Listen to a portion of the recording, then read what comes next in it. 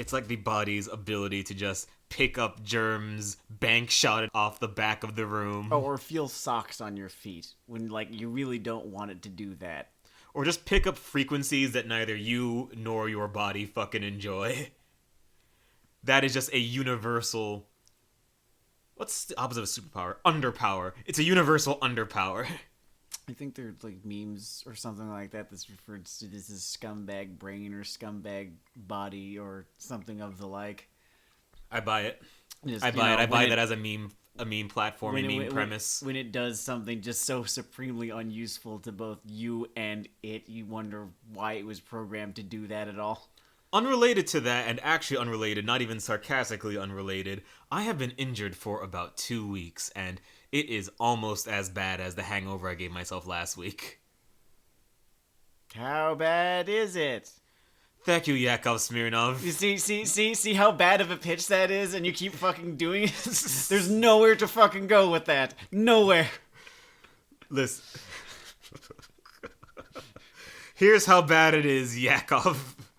I got tested for the second time because the chest pain was bad enough that I thought I had the fucking Roni. You'd have had a fever. That's like, I think that's the thing, right? That is a thing. Only my brain was more focused on owies. There are owies in my center parts. Why are my insides full of light? Have I been betrayed by a joking man? That guy's recruitment pitch must be fucking a well-oiled machine. It can't be that difficult to find adherents. I know a lot of fucking dumbasses. I guess if we just assume that the population of people that will follow the Purple Suit March is just sort of adjacent to the number of people that would make America great again. Well, think of Not necessarily the same slice, but just the number of malcontent archetypes are going here. Well, think of how many people believe that that Marvel was paying reviewers to give Batman v Superman bad reviews. Those are the people that Joker's going for. Those are his people. That movie is still fascinating as an autorial blockbuster fuck up. These days, if a blockbuster eats shit, it is normally committed to death. Like, it is super corporatized into a nothing product. They gave him his license, and he drove into a fucking wall. And I was like, wow, this is someone's vision.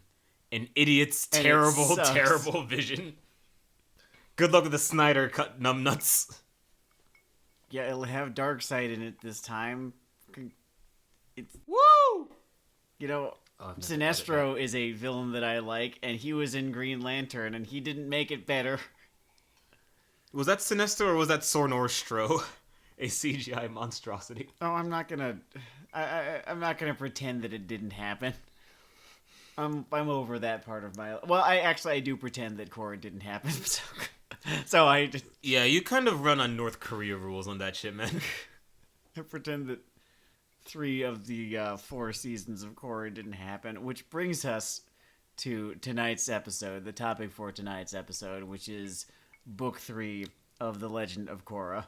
Book 3 Change is actually a piece of postmodern art where they pretend there were 2, like, unspoken, unwritten pieces of content before this season.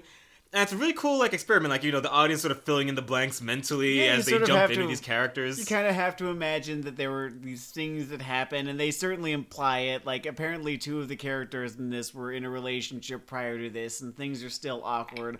And also there's this this dumb kite named Vatu who shows up for a really quick flashback. If I have one critique of it, it's that the whole, like, when they flash back to these 2 seasons, it's like a riff on the whole Ember Island thing. It's not too much, but it's like, okay, get on with this.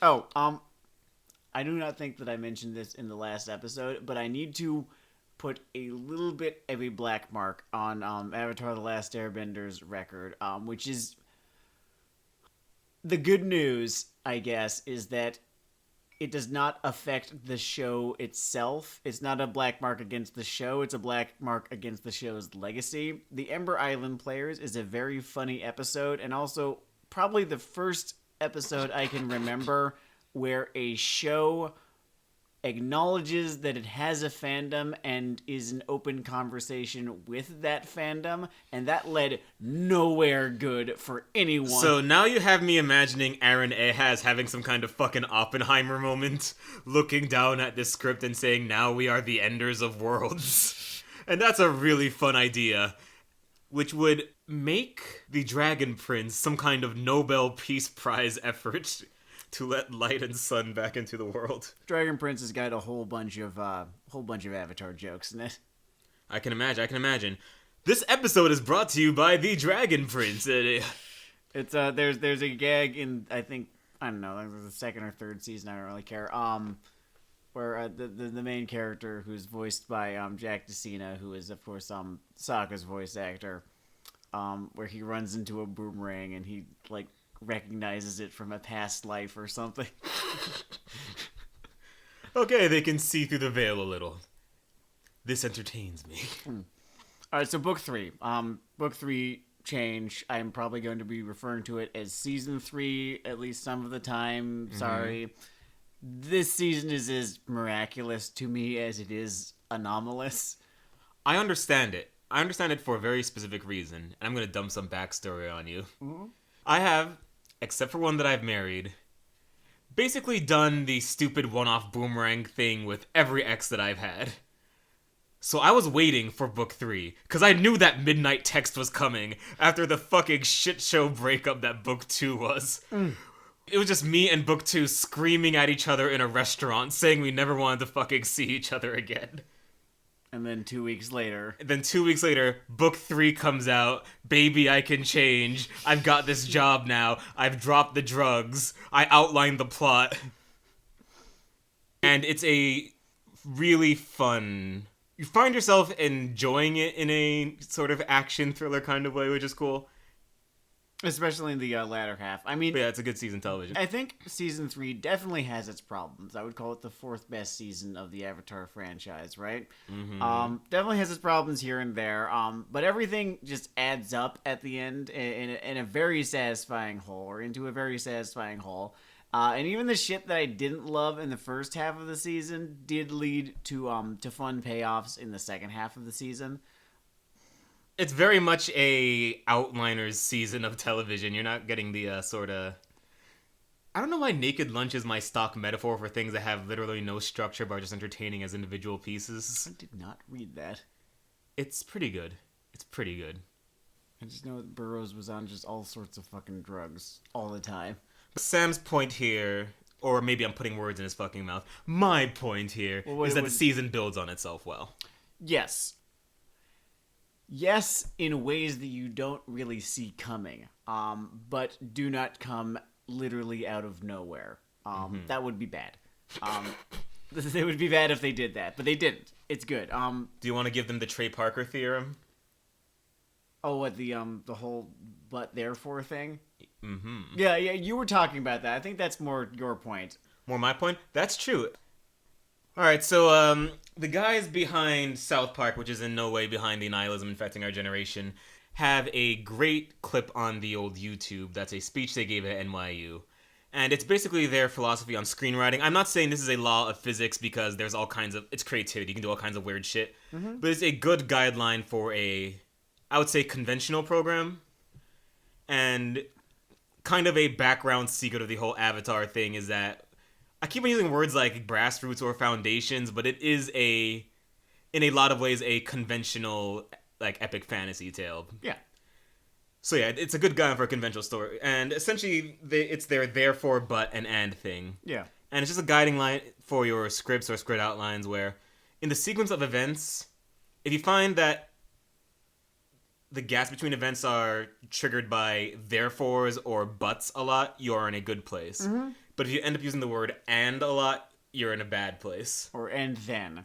Yeah. I think you got it more And then is the one that you want to avoid. You want to avoid things just happening, kind of apropos of nothing, just in a sequence, right? You want one thing to lead to another, or one thing to happen in spite of another thing. A thing that's fun about book 3, if you really disliked book 2 like I did, is that it is a great therefore but line, but the core event it therefore buts from on his little diagram is some stupid shit in book 2, and I find that very amusing that what I'm saying, kids, is never give up. Because they were standing in these ruins, holding the sand in their hand, and working, not like retconning a thing, just working from logical outcomes of choices they made. They made a good season of television. Yes. That's why this season is something of a miracle, right? Because one of the biggest problems that I had, top 10 biggest problems that I had with book 2 was the whole, why did you fucking link the spirit world and the material world? There are fucking demons in there. But they don't address this, like cowards. So instead, like there's a bunch of, friendly little poofy fairies. Poofy fairies, I don't know, maybe... You fucking cowards. I think, do the demons not get out much? I know. They probably just instilled themselves in the highest levels of government or something. Ko likes to stay in his hole. That's probably what Bryke would tell me. I'm just imagining the Ko super PAC. This is how I get my jollies. All right, so I want to start with character bits, right? Okay. For starters, when you say bits, you mean literal comedic bits or just...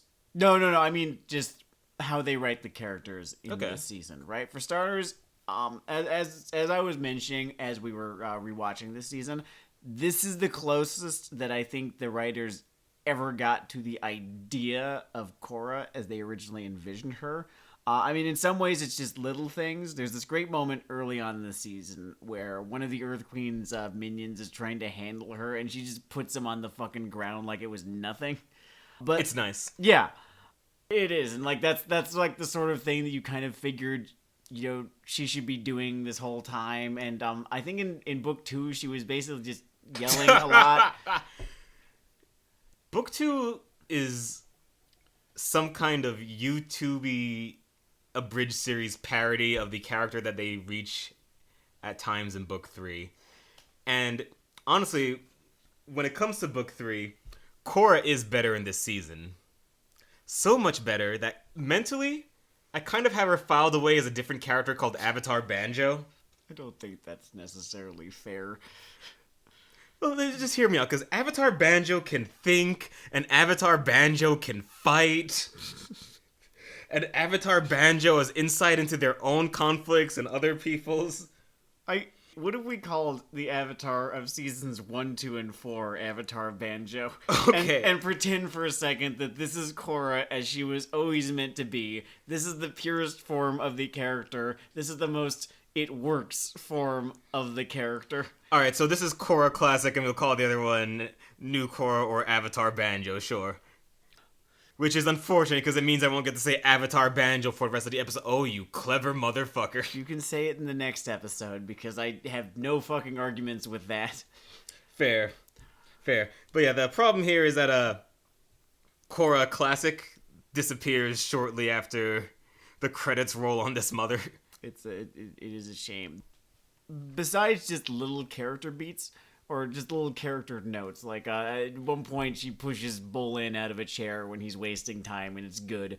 It's the attitude that drives her in this season that feels noticeably different than the other ones. She has this a stronger sense of justice in it that's way more compelling than her whole teenage rebellion thing in the first season and whatever the fuck her motivations were in the second season. You can call this character development, but it doesn't really come from anywhere. I'm going to chalk this up to the positive influence of Katie, either Matilla or Mattia, I'm not actually sure which one, who is a writer and a script editor who, as I understand, was much more heavily involved in the production of this season than others. Shout out to Katie Mattia, whichever one. I bow down to her 3 times at noon. So when it comes to that, I think that's a interesting point that it's not... Character development isn't the word, because there is not like an event or thought process that leads to her just being more clearly drawn in this season. It seems to... I think they just assumed that this is how she was coming across all along, and that is fucking fascinating to me. I don't know. I think there might have been a come to Jesus moment backstage. where they're like, guys, problems. They had their version of fucking Bret Hart throwing shit backstage, asking what kind of operation this is, drawing CN in the air. There's definitely a point there. So Korra just works so much better in this season than in every single other fucking season of this show. I mean, in the first two, I think they keep on trying to tell you how you should be feeling about Korra, like Mako putting his hands on her shoulder saying, "You're so strong and brave and unyielding," and here she will smack a bitch, and that's... I want to give a begrudging shout out to Bolin in this season. The terminal problem with his character, and I kind of touched on this, is that he's a fucking moron. And his antics are the opposite of charming for it. They are intrusive and time-wasty rather than endearing and quirky the way that they think that they are. Mm-hmm. And, I get it. It's a reflection of his sense of inadequacy. But since he was still just impossibly useless in the first two seasons, it didn't actually amount to much. So here though, in this season, we see them do something interesting with it. For starters, we get this thing that I call the long Bolin gag. It's a gag format that I noticed at least twice, where he'll start going on about something, always to Mako, and much to Mako's consternation, before taking this really sharp left turn at the end, and it looks good on him. Second, his character arc this season culminates in something he can actually be proud of, the lava bending thing, rather than, whoops, I fucked up, let's spin an episode on how I'm a moron. As it was with the Night of 1,000 Stars. I like how he wasn't co-opted by any propaganda or fascist movements in this season. Yeah, that was cool. I've got a whole voice that I'm going to use next episode. I still need to perfect it, but there's going to be a voice. Let it be known that Sam Lego is a craftsman.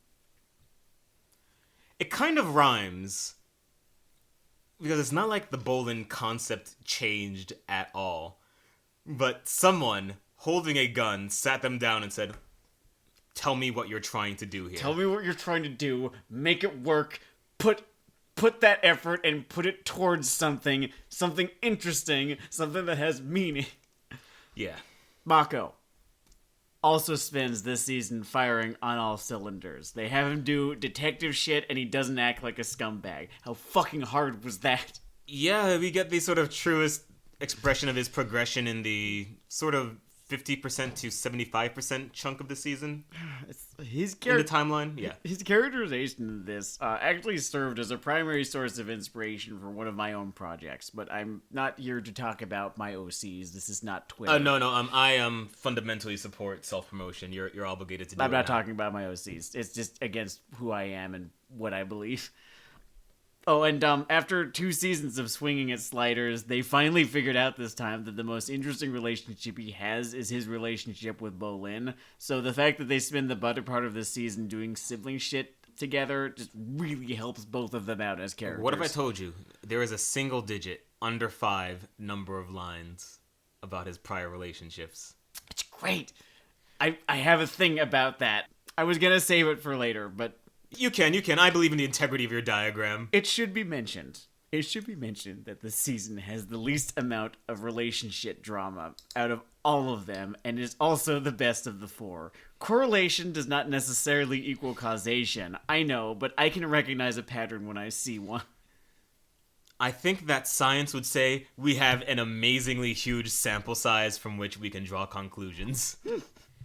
Yeah, they really tripled down on the sibling stuff in this one. There's also the whole... It was so good! Sue Lin thing. I have chosen to believe that the writing staff reproduce via budding, and they, however, bud in groups of 12 that gave them huge pods of siblings.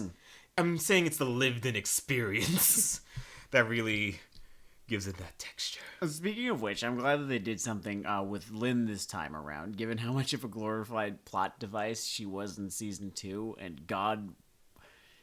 It was weirder than that. It was weirder than that, because she was a glorified plot device, but she also had the screen time of someone who was more than that. If you were a big Lin fan, season 2 must have sucked for you worse than it sucked for even me as a big Mako fan. Your organs nearly caved in on themselves. Yeah, I can't imagine how bad it was for someone who thought Lin was really cool. Oh yeah, this one goes out to Jeanette. We know you're listening to this from my hospital after what season 2 did to you, but you should probably not be in a hospital right now, Jeanette. It's time to move. Like, you should hire a live-in nurse or something like that. Just get away from, just get away from it all. Yeah, we're gonna go Republican Party here and say that it's time to get a few steps in on those bootstraps. But yeah, Lynn does come up on a stronger tack. I do enjoy her whole thing with her sister. With her sister, the unresolved shit that she and her sister have was extremely familiar to me. Just speaking from experience. Out of respect for other entities, I will refrain from elucidating on that, but what I can talk about is how much it reminded me of Katara's struggles to deal with a thing that was over and it's technically resolved, but here's all of these bad feelings over here. Oh, I love Katara's background racism. Here's all these bad feelings right here. They don't really care if they make sense or not, because that's not how people work. And Lynn's leftover resentment does her great credit in this season and almost makes Toph's reappearance in Book 4 tolerable. Almost. That thing is also plagued by the ecosystem it's in, and wait, hold on, we're talking about season 3, so and it's character bits, so I'm gonna arc, instead of complaining about Toph, I'll say I think that's better, because I was annoyed by how fucking old Katara was just the elemental icon of the word grandma. She just became a generic grandma. It's not the same character. She has the same hair loopies, that's it. Old Zuko feels like Zuko got old. He's not he feels like an older, perhaps wiser version of Zuko. He's calmed down some. He has a daughter now. He carries that same expression around a lot when things happen. It's a nice touch. He kind of still can't catch a break. Like, he doesn't job or anything like that, but he's still fucking fighting an uphill battle every single day. They hit my dragon. Hey. So, here's some really great news. Hey, boss. Asami is in this season. Asami is technically in this season. And here's some even better news. She and Korra are friends now. They are buddies. I feel more sexual tension with the $400 microphone we are looking into than I observed between them this entire time. So it's because they had not made that decision yet, and it's very clear. It's very clear that they had not made that decision yet. 3 of you that have not bothered to fucking at least Wikipedia some serious shit on this, these are jokes about. There's a fairly amusing dust-up at the end of this show, because in the last couple seconds, 15 seconds of this program, Korra and Asami link hands, and I can only describe it as like the bank robbery version of the woke Disney thing that Lindsay Ellis likes to get at. Only they have the half testicle to put it in the first and second and third act of a thing, as opposed to the pistols out, put the money in the fucking bag, I'm woke, let's go guys thing that they did with the Korra Asami relationship. All right, credit where it's due. There's mitigating factors here. Nickelodeon literally just did not let them write a relationship arc for those two characters, and they sort of they wrote around those restrictions. But the credit that I'm not giving them is the fact that they obviously decided that they were going to write this relationship arc while they were writing season 4. It comes out of nowhere and is very unearned, whether they were allowed to, quote-unquote, write it or not. Her most significant role in this season is she's in a gag where she plays Paisho with Bolin. And then there's a whole airship thing that they think was more significant, but no, this is her most important thing. And then here's the thing, though. There was that one random mook who she really got him. She got him with her electro glove, so that the rest of the party who was with her wouldn't get tired. Yeah, they really saved that 2.5 seconds of effort on one of their parts. I should fucking double down on how much I dislike this character because I've already made enemies of all of her fans. So dislike is a really weird term to use for Asami because you're telling me you dislike things like water and bread and unscented air. No, I love bread. Asami is more like, I don't know, dust. Sure, Like if you get too much Asami in your lungs, your a neutral finale doesn't make quantity sense. to be certain, but also I definitely don't want that much of it. The man doesn't lie. Oh. So we're talking about how they handle individual characters. Mm-hmm.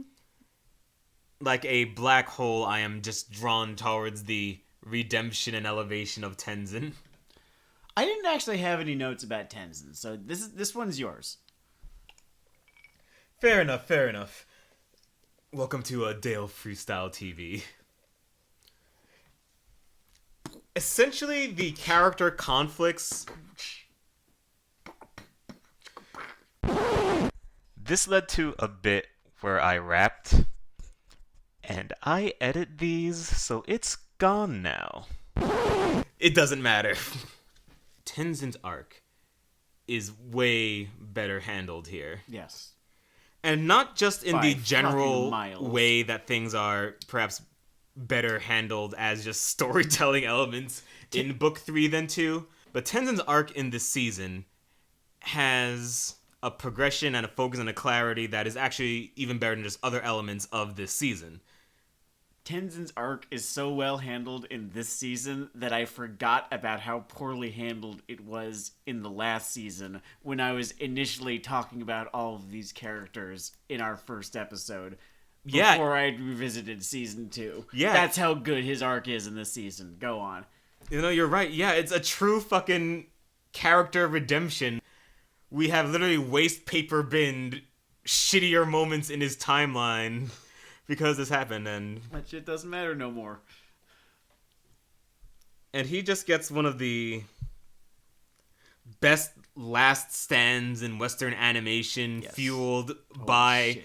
directly by his like character thesis and motivations and uncertainties up until this point. It's so good. It's fucking, like I said, this season is a fucking miracle. Where the fuck was that miracle in season 4?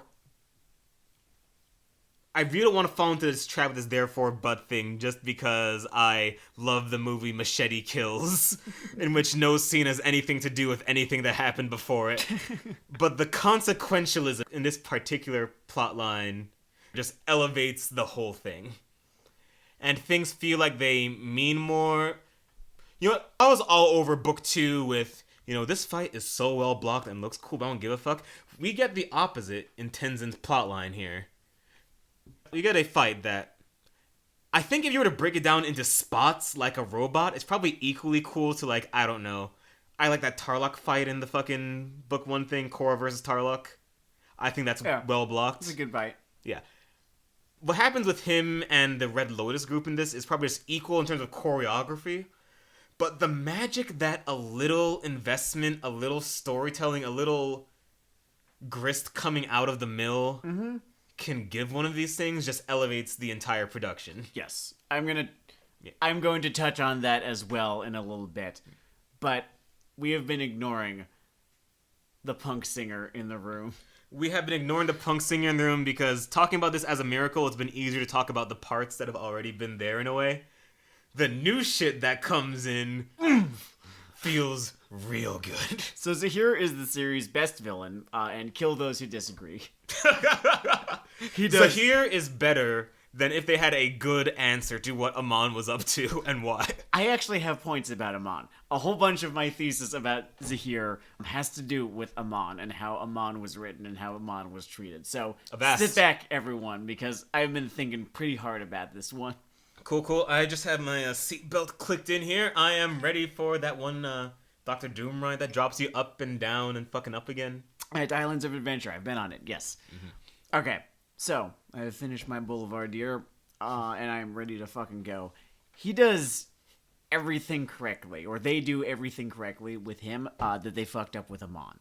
As I voiced in the episode on Book 1, pretty loudly and at length, Amon's air of menace came from how mysterious he was, right? He was mysterious. You didn't know what he was up to. You didn't know, like, what his game was. But the second you learned who he was, all of that disappeared, and you were only left with what they gave you, which was not much. Yeah. Zahir, on the other hand, he's kind of an open book, though, isn't he? We learn very quickly who he is, what his origins are, and the most mysterious things about him are his motivation and his ultimate goal. And even then, they aren't very hard to figure out because that's not really the point, the way it was with Amon. Yeah. I hate to belabor the point, but when you stake everything interesting about a character on a reveal, then it better be a good one, and Amon's just wasn't. But they don't do that with Zahir. There are two things about him that are extremely interesting. First, you learn more and more about his ideology, and his ideology is that he's Buddhist and comes Superman. He is Buddhist and comes Superman. He is literally a fucking Stirnerian anarchist in the middle of a fucking American animation production. I never thought I would rattle that sentence off before 2045. Right? So that happened in reality. Fuck yeah! And I need a positive version of the quote, "My soul looks back in wonder," right? Like, the way that people describe looking at fucking slavery or race riots. I enjoy this man so much. And I'm interrupting your whole spiel here. Go It's for okay. it. No, my notes are only just fuck yeah and holy shit fuck yeah about all that. Second, and this is probably more important, as much as I love the first point, is that he begins the season with nothing besides his recently acquired airbending, and has to enact his evil scheme with basically no resources.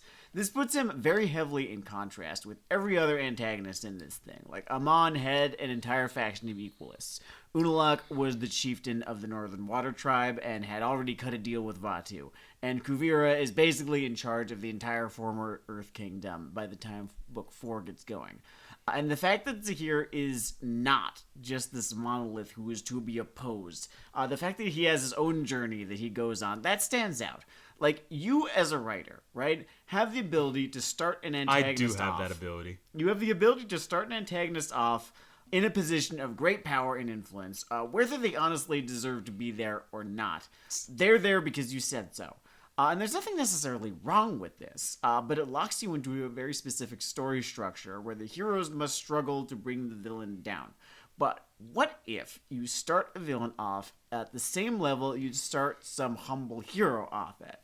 You open yourself up to a ton of new possibilities as to what the villain's threat is, how they go about achieving their various ends, and so on. Like, every time I see this kind of villain, I like it. I think there's even more of a building blocks appeal to this structure. What's that?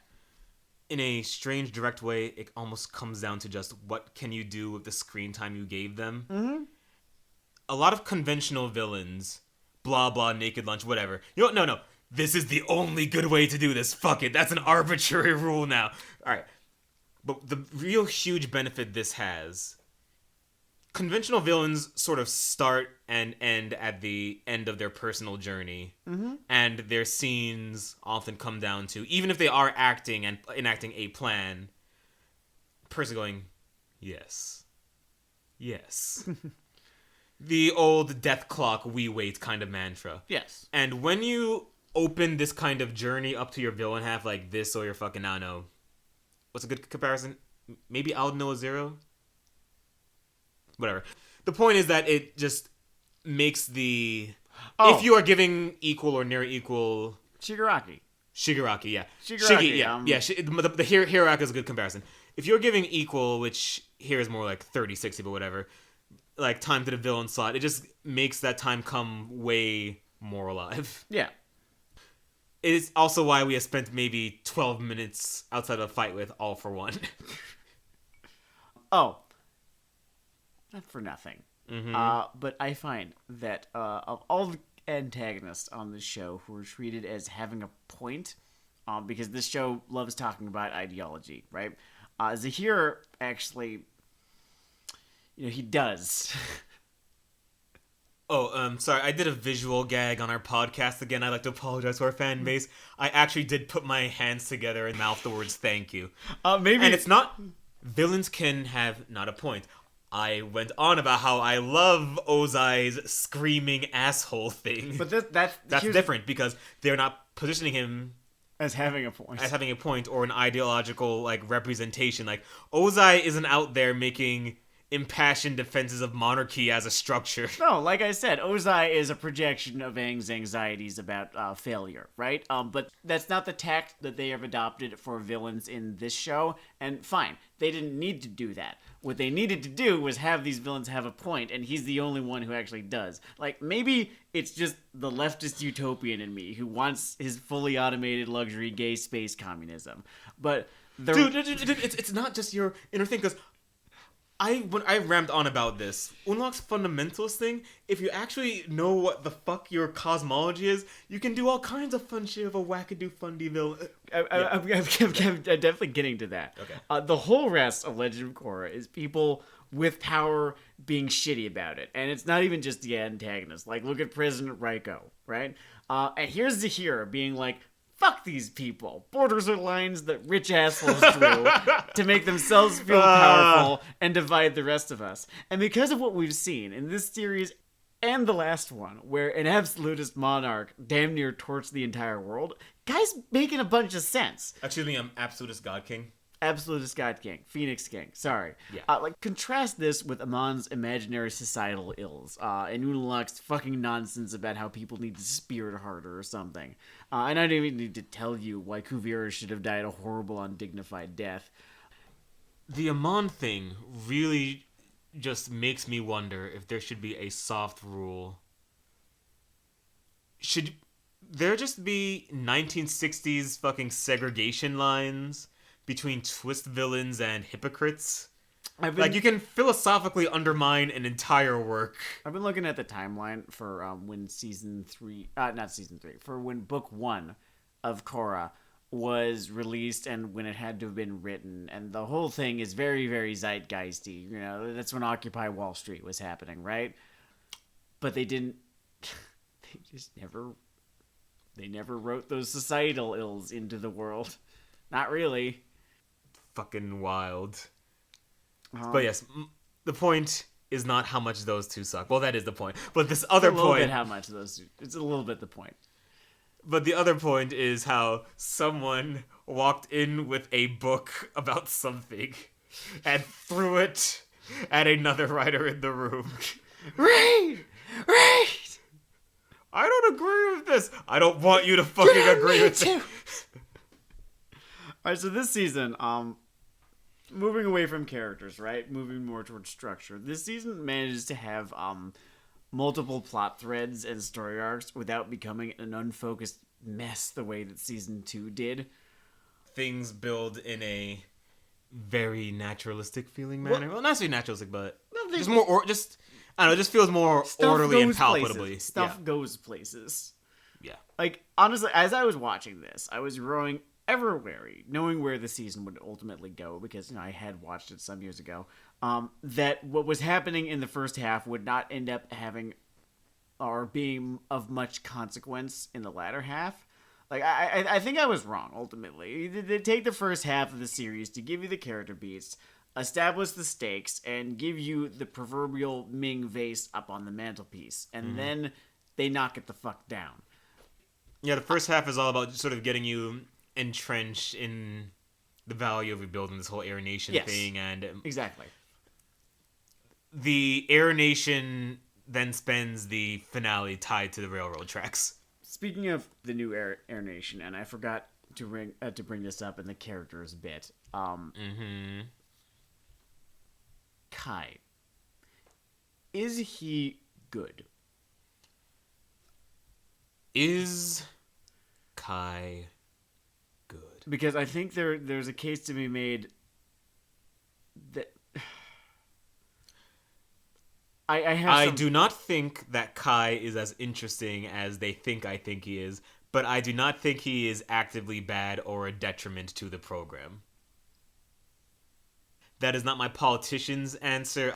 I think Kai is okay, and they had high hopes for him. I think that they hit the correct beats with him, certainly. He starts out shitty and then redeems himself by being not shitty, right? Alright, fine. The story of youth, man. But here's my counterpoint. His whole unmotivated kleptomania as the aspect that darkens his character does often feel, at least in the first half, like a hijacking, as I've been describing it, because they needed to create conflict out of nowhere sometimes, and this was the best they could do with what they'd given themselves. I think that he'd have been way more interesting if he'd had like a violent streak or something from all the years he spent as a vagrant. You could have that tie into like a thread about the air nomad's dedication to pacifism and juxtapose it with Zahir's perversion of air nomad philosophy, even as he capes for Gur Legima as hard as he does. But I am fan booking right now, and I try to avoid that. Oh, yeah. That's our one sign on the wall. It's the dark side path to aspiring creatives engaging in criticism. Don't fan book. If I held the crystals. If it were me! In fact, I have my own hands on how I think they could have just really easily threaded the needle, but you know what? We'll leave that in the darkness. We'll talk more about what is. Alright, so this whole fucking Aladdin opening thing he's got going, right? Mm-hmm. Maybe I am just with it. Because we need to get into the Earth Kingdom city anyway, and it takes us there in a relatively... It takes us to different parts of it in a way that is not necessarily contrived in the middle of their fucking quest.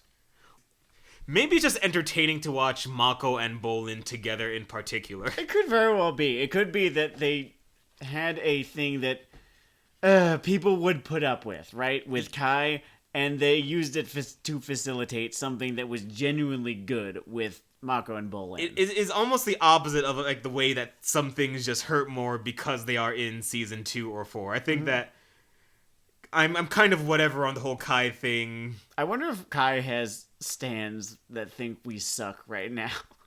It is very possible. Like, everyone's got stans, so I'm sure that there are at least one or two. As our communications are, I will pour through our Instagram comments and see if the Kai Defense Force, or the Kai Goku as they are known, come together. Yeah, I don't have much else to say. By the way, in about terms of him better as a languages, character. you know that fucking Navy in Japanese, just the symbol for fucking ocean is symbol for army. It's just Ocean Army. Do you know how much easier that is? Oh, Do you know how much- sort of how if you the word for airplane in German just translates directly to flying thing. That's great. And Krankenwagen, right? That's ambulance. It just means sick wagon. It just sounds so angry because it's German. Because it's German. The world's first ambulance driver name it. Pen is Kugelschreiber, which I think means ink pencil. I refuse to believe that is not the name of a rebellious prince, and I will die under the belief that is the name of a rebellious German prince. I think if I were to critique the Kai thing, sure, it does peak out, and it is a climax. He gets to do a heroic thing, but it does peak out, I want to say, 80% of the way through our runtime, which is probably fine in the abstract court of narrative judgment, but if you're talking about how it feels, it's weird because it resolves and it feels like it doesn't resolve just because of its place in the fucking timing. Does that make sense? They needed to give that last 20% of the runtime to the main characters. Like, I understand. That makes sense, but there's a certain amount of screen time where you are one of the main characters, and that's the reason we're asking, is Kai good? Because he has a bunch of screen time. Like, after that? Just within the season. And his screen time does basically end when it climaxes again at that fucking airship spot. He's still there. Like, he's still there, but he's a fucking hostage. I don't know, man. No. Like, I mean, in the last episode, he's there, and he was. I can't remember if it was him or Jinora who suggests, "Hey, we should probably go get him," and then they go get him. All right, yeah, he's present. He's there. He's there, having completed his arc, and I'm pretty sure he's not really in season 4 that amazingly much because he has in fact completed his arc, and that was all that they really had for him. I'm going back to my planet. This is your planet. Ooh. Oh. So this season is a masterclass in how to make a character look good in defeat. And this is so very important because defeat is just one of the constants in this show, isn't it? Yeah. If you enter this promotion, you're going to spend some time on your back. And the one question is this 2016 NXT or is this any other year main roster? Korra, right, who spent book 2 getting her ass kicked, and then won a supremely dumb final battle at its conclusion, ends up losing the final battle of book 3, but looks terrifyingly powerful while doing it. Really, Zahir does not so much win as he does outlast her. Having been able to tilt the scales in his favor earlier with the whole Mercury thing. I think it was supposed to be Mercury. Yeah. And same goes for Tenzin's loss to the Red Lotus, as you were mentioning earlier. It was never really in question that he were they would allowed lose. to use the word Mercury? I feel like it came in at least once. Or maybe my imagination just painted it. I heard the words "the poison" a lot. The poison. They call it the poison. It clearly looks like Mercury. It seems to be acting like Mercury. It's a lot of fucking Mercury. She should have They died. really wanted to kill the Avatar.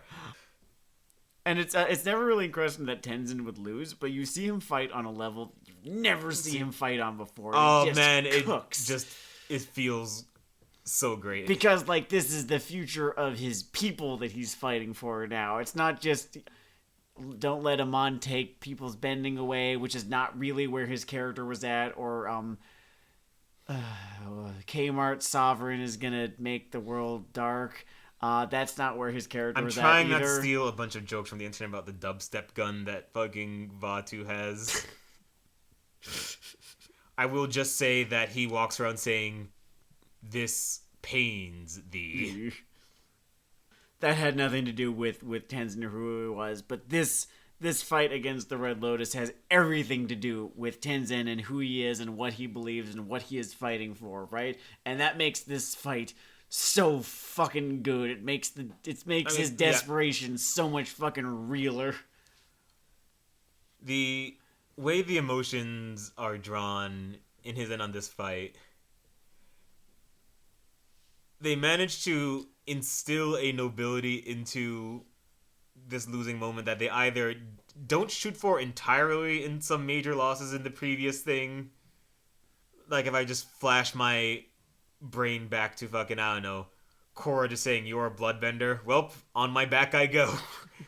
I guess my point here is they find ways to either enhance the character or even in just the minor ones. Like, think about fucking Kaya and Boomy, who, by the way, I still don't give a fuck about.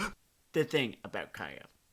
The one fucking thing about Kaya, because it almost demands my attention, right? Mm-hmm. There's this great moment about halfway through where Kaya just fucking makes Zahir. And as ancillary as she is in this season and the last one, I think she's just not even there in book 4. Having a character pick a really good time not to be a gullible moron can be a powerful moment for that character, because it's the yeah, when she shouts Zahir and it's just immediately on. Because it's the one I remember Kaya for in 2 seasons of her having fuck all to do. Like, what do you remember Kaya for? Right? She shows up I remember and that she's kind of a hippie or something like that, and that's kind of just she's there being kind of a hippie or whatever. Throughout, I don't know, maybe she tried cactus juice once in college. I don't know, something like that. But no, it is this moment right here, right? Because you as a viewer, right? Specifically you, yes you, listening to this right now. Well, adjusting your left headphone, looking up, feeling somewhat disconcerted, checking underneath your seat for me. Okay. When you're writing a character, right? The character can have important moments, right, in their arc. But Kaya doesn't really have an arc. She's not a big enough character to have an arc. But you as a viewer, right? There's other moments. These are the moments that you pick up on in this character. Moments that define this character for you. And sometimes the writer, the creator, has no real control over this. And Kaya gets this one great little shining moment where she's just smarter than it. Or she's just she's smarter than the plot contrivance that seemed to want to have her be stupid in that moment. She's like, no, this is bad shit right here. Yeah, people, they do way better jobs in, Korra. Jobs as in jobbing, not jobs as in employment. Though you could argue that people have also been better at their jobs. What I was going to talk to when I was referring to Kaya and Boomy was just that same Tenzin sequence where you know and I know that these two are not going to win this fight. No. But they lend it attention because they know they are basically acting as body shields to keep this from being a 3-on-1 conflict. And it even makes things that sort of annoy me, like Boomy's fucking mid-fight comedy spots work, because it's just like, what do I do? What do I do? What do I fucking do? What do I fucking do? And there's still tension in the midst of someone doing their enhancement bit. Mm-hmm. And I like that. Take these little golden stars I put on the top of your fucking spelling quiz. You spelt dramatic tension correctly. So speaking of fights, right? Hit me. Sort of tangentially related to that. I think this season benefited a whole lot from a comparative lack of minions. I remember when we were watching this show, when we were much younger men, right? And we were trying to find things that we liked about this show. And you were telling me, and there's some dramatic irony here. You were like, oh man, all the fucking, like, faceless minions on this show are really, like, way more competent than usual, right? And we were trying to kind of spin this as a point in the show's favor. And now the Matrix is open before us. Now we can see the source code. So there was the Dai Li, right? Of course. But they were allowed to lose, or at the very least, not prevail in this season. Many of Korra's credibility problems come from the fact that when you do this sort of thing as a serial, where for Korra to just get past some minions in this scene or that one, it drastically shortened the season's arc, and we cannot really have that, right? You got someone tapping their wristwatch in the corner. Like, this is especially pronounced in seasons 2 and 4. Korra just cannot catch a break against a random dark spirit number 32 or a couple of metal-bending fascists, right? And it really undermines the fucking spinal column of her character. Exactly. It's like every time she walks into a new fucking, I don't know, video game zone. It prolongs the season, which was their intention, right? But she looks like a fucking chump. Yeah. No such issues, though, in this season, where there are only like 4 mooks besides the Dai Li, and the Dai Li, right, still as formidable as ever, but they cannot stop Team Avatar from staging its whole rescue arc thing. Rescue... I wrote down rescue op, but my fucking brain... My fucking brain has been infected by anime that it became rescue arc once it, like, hit my lips. Oh yeah, you all should know that making the program Weeaboo Hell is, in many ways, slowly killing us. And we enjoy it. It's sort of a Lotus Eater machine kind of thing. It's nice. Like, what did Bukowski say? You find what you love and you let it kill you. I just stare at a black TV screen and say, what will Natsuo do next? Of the other 4 mooks... 4 minions, right? That show up, and there's really only 4. That was the number that I counted. Besides the bandits that they fight in that one episode very briefly. Oh yeah, and those guys are who were pure Mighty God King faceless mooks coming through. they jobbed. They served their purpose. Korra and Asami looked good in that fight. Of the other 4, looked good in that fight. Two of them don't even fight. They just kind of just like, here's the poison. And the other 2 going out immediately because Asami needed something to do. I can't stop being me. Dude, it's what fictional Make-A-Wish children so do easy. to you. It's such fucking low-hanging fruit, but I can't stop. It's so tasty. I am watching them walk this terminally ill 12-year-old child up to the baseball diamond, and a professional pitcher sort of just lobs this slow underhand towards them, and they hit this soft bunt, and the crowd, as every elbow digs into every significant other's side, goes wild for this child's behalf. They just absolutely lose their shit. They say, yeah, Asami, You did it. You did it. You're a grown-up character now. We all believe in your effort. We're all very proud of you. I remember that your company is either called Future Industries or Next Industries. If I cared more, I would edit myself down to choosing the correct ones. It's not happening. It's not gonna happen this time. I believe you make airships and disappointment. I can't believe it. But I'm out of things to say about this season, or at least things that I thought to say about this season. Because I love it, right? But I guess it's easier to talk about something you hate. Well, I'm going to get in some fun particulars because I'm some kind of functional madman. Go for it. So I got to reintegrate myself into one of the most amusing things about this franchise, which is you can't really say kill that often.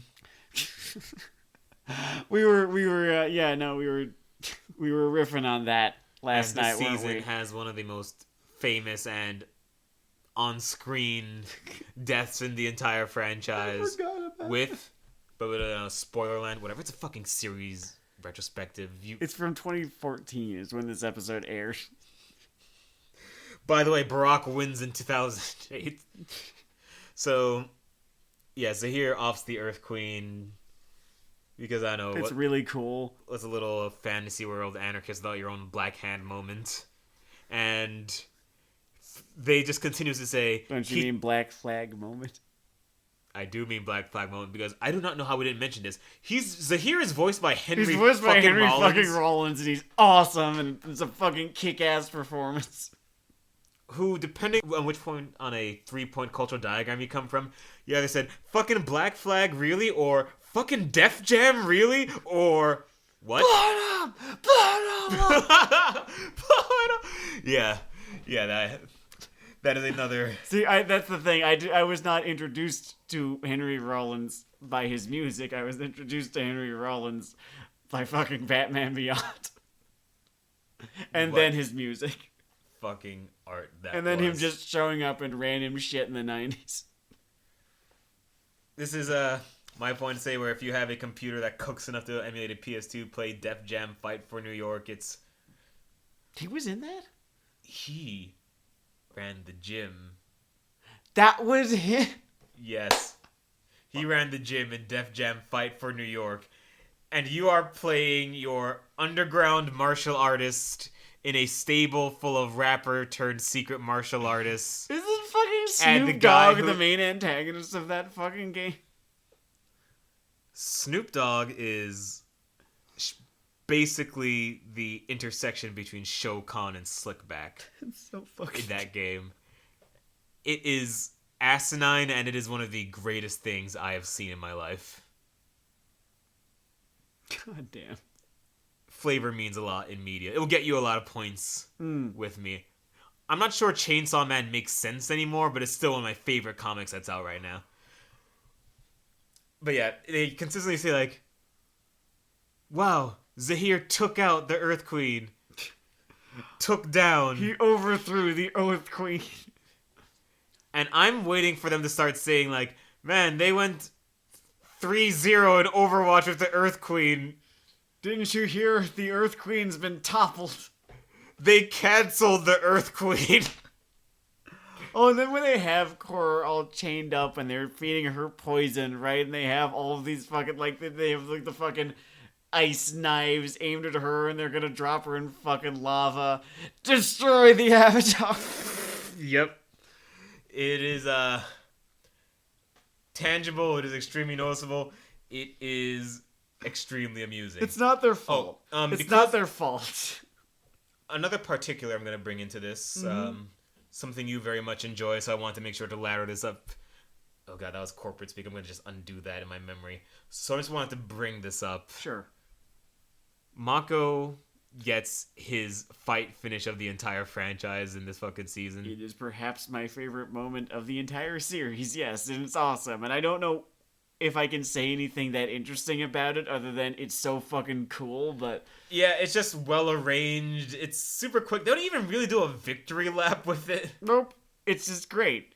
He's, they pit him against the waterbender who he can shoot lightning, and she's And she specializes in these long water arms that connect to her body. And what do you think is going to happen? And then you can make a cool little YouTube clip using the song from Metal Gear Rising when Raiden runs up the Metal Gear's arm. And everyone has a good time with the rules of nature. I remember watching that shit live, right? After just begging this show to treat him better as a character. Yeah, we were...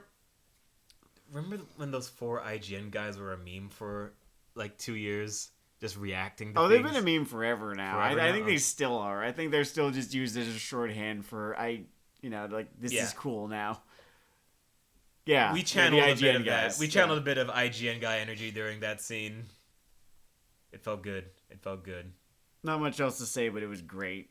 Yeah. It was, like I said, it's probably my favorite moment in the entire series. It's probably not the best moment of the entire series. The best moment of the entire series is, of course, Tenzin's fight with the Red Lotus. It's hard to not dodge. in fucking question, really.